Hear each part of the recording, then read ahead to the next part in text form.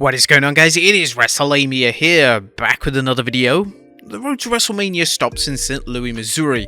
Join us now as we look at this week's edition of the Red Brand, as well as the wildest news stories and rumors you need to know, including: has a top star been pulled from WrestleMania? Goldberg is no longer with WWE? Huge surprises are in store for the post-Mania Raw? Nia Jax Open are working with AEW, and much more. Be sure to subscribe and hit that notification bell for daily wrestling videos, and follow us on Facebook for exclusive lists. Also check out our new channel, Wrestlelamia Shorts, and if you speak or understand Hindi, we have now launched Wrestlelamia Hindi. As always, we're not going to recap the show, but just look at the good, the bad, and the downright ugly. As always, we start off with the good is number 1, lowest of the low. Just when fans think Dominic can't sink any lower, he crawls deeper into the sewers, this time vowing to ask his mother if she'll give Rey Mysterio permission to fight Dominic at WrestleMania. Rey's repeated refusals to fight his son have led to fans wondering just how far Dominic will go, and it looks like we'll find out at this week's SmackDown when the entire Mysterio family is present. Number 2, Asuka snaps. The WWE has been teasing an edgier Asuka, and fans finally saw the Empress of Tomorrow cast away any charade of friendship with Raw Women's Champion Bianca Belair by attacking her after their tag match. This was the right move, as a face versus face confrontation just wasn't working the same as a heel, particularly a dangerous heel like Asuka challenging Belair. Number 3, what do we do in the dark? And we've criticised Edge's promos for being out of touch with the audience and frankly cheesy. However, he reminded everyone why he excels, cutting promos in a dark room where he shows his evil side. Edge told Finn Balor he's been baptized in the cell with the dead man himself, a great reference to his match against The Undertaker, and that the cage will allow him to unleash the violent side he keeps caged into function in society. Edge seemingly dared Balor to bring his demon persona, telling him the devil wants to meet the demon. This was such good shit, and Edge finally cut a strong promo to match the intensity of his blood feud with Balor. Number 4, you'll be a man without a family, a Roman without a Reigns.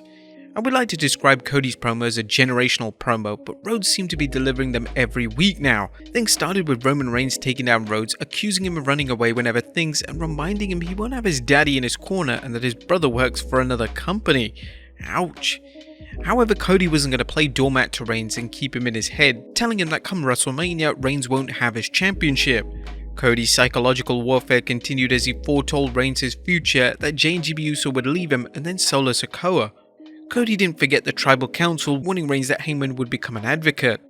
Number 5, you're not ready.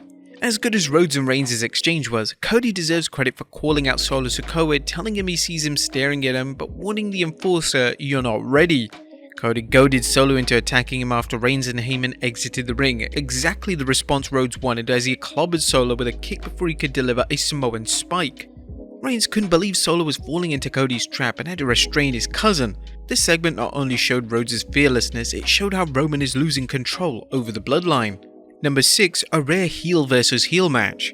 Fans don't get to see many heel versus heel matches, but they'll want to after watching Rhea Ripley battle with Bayley. It was good to see the Nightmare dismiss Bayley's offer to help her against Charlotte Flair, a reminder of just how confident, perhaps overconfident, Ripley is.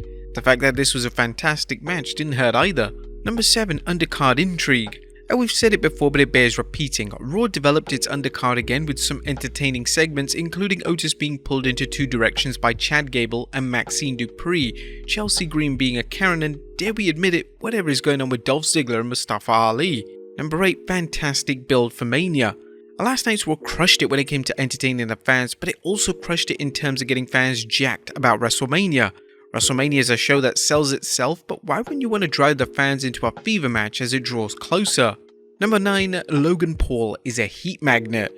With apologies to Lex Luger, Logan Paul is wrestling's total package. Critics can argue he doesn't want to work a full-time schedule to warrant as much praise as he gets, but when it comes to being a special attraction, Paul over-delivers in the ring, and he knows just how to push the fans' buttons to make them go berserk. While Seth Rollins doesn't need to get knocked out every time he meets Paul, this was another fantastic step in their road to WrestleMania, and an awesome array of matches. Johnny Gargano vs Dominic Mysterio, where Dominic even won, Bayley vs Rhea Ripley, Austin Theory vs Montez Ford, and Ricochet vs Chad Gable. One magnificent match after another, each supported by storylines and entertaining fans. The WWE excelled with its booking, a reminder that while crafting a 3-hour show is challenging, it can be done, and it can be done very well. But that was a good. What about the bad? Is number 1, can they coexist? Although Triple H has kept this trope under wraps for most of his running creative, he needs to bury it again. It's predictable and lazy writing. There was nothing downright ugly, as this was a near perfect Raw with lots to rave about in and out of the ring while amping up fans for WrestleMania. What do you guys think of the Red brand this week? Let us know in the comments down below. Now let's move on to the news.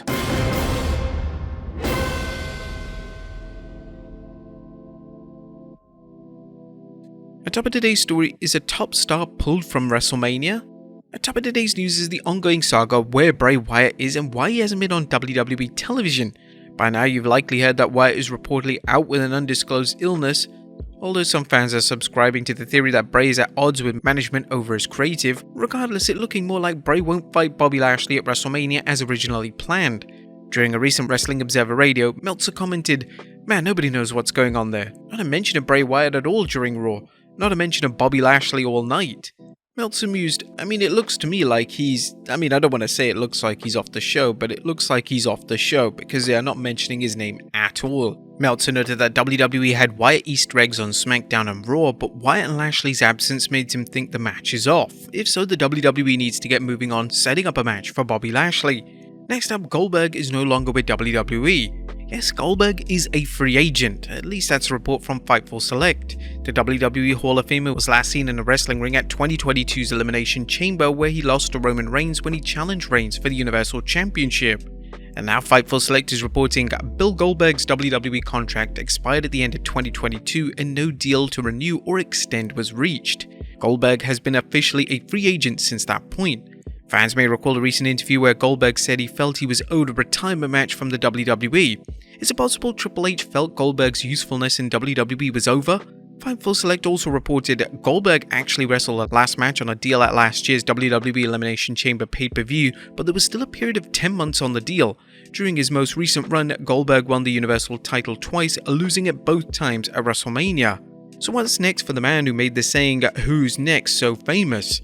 While Big Bad Bill's plans remain unknown, it's likely he'll be courted by several wrestling companies. Goldberg still commands considerable star power, and as he's shown during his last WWE campaign, he's capable of having good matches when he's paired with the right opponents. Next up, huge surprises are in store for the post-Mania Raw. Now, the first Raw after WrestleMania is known for being one of the hottest editions of the Red brand all year, with surprises, debuts and more designed to capitalize on fans still pumped up from the showcase of the Immortals. So what does Triple H have planned? Well, while you can count on it being a special night, it might be different than past years. Although Triple H seems to know fans like surprises, he's largely avoided hot-shotting WWE TV. Consequently, fans may not be seeing as many big segments on Raw as they might expect. WrestleVote spoke with Give Me Sport about the post-Mania Raw, saying, "I would bet money on that the majority of surprises are going to be within the storylines on the show as opposed to debuts. They don't want to go down that road. I don't think that will happen." Give Me Sports' Louis Danger commented, "It's been speculated that the likes of Matt Riddle, Big E, Randy Orton and Tommaso Ciampa, all of whom are out with injuries right now, could return on Raw or SmackDown after WrestleMania shows, and that lines up with what WrestleVotes is saying. A fan shouldn't rule out one or two returns at WrestleMania either. You may recall whisperings that Big E could return at Mania. As for debuts, outside returns or NXT call-ups, WrestleVotes commented that fans may get one debut. WrestleVotes noted that Zack Ryder is a possibility. I think he may get an NXT call-up, but I don't think 5, 6 or 7 people are showing up because there's just not reality. If you bring in 10 people to a roster that can't even use everybody already, you have to look at what you're doing." Cameron Grimes is reportedly being prepared for a main roster call-up, and fans might also see a female NXT star debut. Triple H already is challenged by the large roster he's assembled, and short of making WWE roster cuts, he may be reluctant to add many new superstars to the roster. Next up, Andy Kaufman entering the WWE Hall of Fame. Congrats to entertainer Andy Kaufman on being selected for the Hall of Fame class. The late great comedian, actor and entertainer was known for his cutting-edge comedy and performance art. A huge fan of pro wrestling, he rocked the wrestling world when his self-proclaimed reign as intergender wrestling champion of the world led to Memphis wrestler Jerry the King Lawler calling him out. The match captured headlines when Lawler piledrived Kaufman, sending him to the hospital. The feud garnered national publicity, particularly when Kaufman and Lawler appeared on the Late Night with David Letterman's show. There, Lawler slapped Kaufman, much to Letterman and the audience's shock. While this feud was work, it remained a closely kept secret for years and was recreated in 1999 Andy Kaufman's biopic Man on the Moon. Next up, more Hall of Fame rumors. Speaking to this year's class, PW Insider Elite reports that there won't be any tag teams inducted this year, but rumor has it that WWE will induct a referee. This would be the first, and while the referee's identity is unknown, the person in question is said to be well liked amongst the wrestling community. And finally, Nia Jax Open working in AEW. And last but not least, Nia Jax says she's considered a run in All Elite Wrestling. Jax was last seen at the 2023 Rumble, leading to speculation that WWE might bring her back. While that hasn't happened, she attended a viral autograph signing when she was asked about whether she'd work in AEW. I actually would. I keep getting asked that question and I usually say no, but I actually would. I'm really good friends with Soraya. I love what she's doing there. I recently met Nyla Rose. It would kind of be cool and add something different. What do you guys think? Nia Jax in AEW? Would you be down for that? Let us know in the comments down below, and I'll see you next time with some more wrestling content.